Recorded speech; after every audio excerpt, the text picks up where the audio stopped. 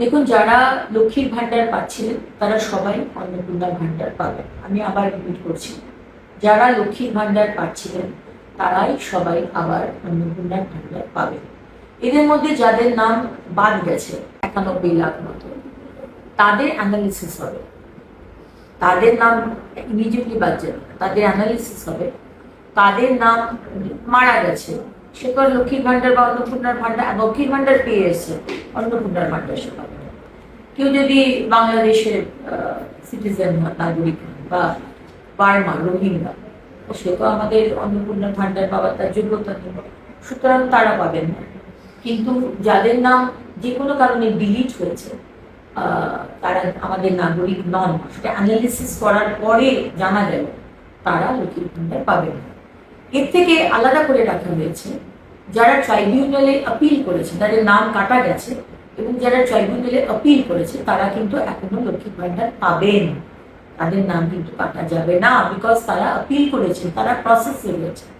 এবং যারা সিএ এর জন্য আপিল করেছে তারাও কিন্তু অন্নপূর্ণার ভান্ডার পাবেন, তাদের নামও কাটা যাবে।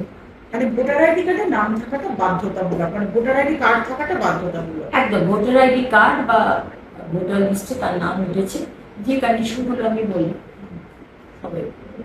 যে এতদিন তো দুয়ারের সরকারের মাধ্যমেই হয়েছে, কিন্তু আমি আমার ডিপার্টমেন্টের সাথে কথা বলে আমি অলরেডি বলে দিয়েছি অন্নপূর্ণার ভান্ডারে অনলাইন কমপ্লিটলি এখনই ব্যবস্থা করতে, এবং ইমিডিয়েটলি অনলাইনে যাতে সমস্ত মানুষ যে 1 পাস 2 পাস বা যে হয়তো শিক্ষাটা পাননি, হয়তো শিক্ষিত নন, এতটা ইজি করা হবে এই অ্যাপ্লাই করার পোর্টালটা, কিন্তু যে কেউ মানে পোর্টালে গিয়ে অ্যাপ্লাই করতে পারে।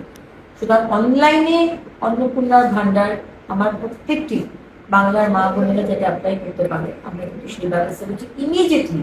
কারণ কি মাননীয় মুখ্যমন্ত্রী বলে দিয়েছেন যে 1লা জুন, মাইন্ডেড 1লা জুন থেকে আমরা যা যা প্রতিশ্রুতি দিয়েছিলাম, ৩,০০০ টাকার অন্নপূর্ণার ভান্ডার এবং সরকারি বাসে মা বোনেদের কোনো ভাড়া দিতে হবে না, এই দুটো আমরা চালু করতে শুরু